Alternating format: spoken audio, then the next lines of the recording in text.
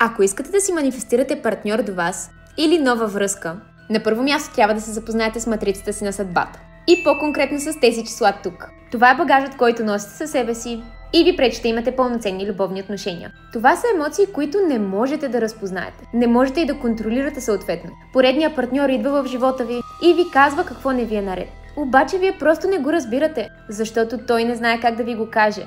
А пък и той точно не е сигурен дали е това конкретно нещо. Става направо голямо объркване. Сега ще ви дам пример как с матрицата на съдбата. Всъщност тези неща ви стават ясни. Хайде отново да видим позицията на числата. Тук имаме 2 осмици. Това означава, че човекът е прекалено независим, прекалено властен и прекалено доминиращ, което го кара да изглежда труден и недостъпен за партньорите му. Тя или той доста често се страхуват да бъдат уязвими, както и привързани. И точно това е нещото, което им пречи да създадат дълбоки и стабилни отношения с партньор. Затова е хубаво да си разчитаме матриците на съдбата.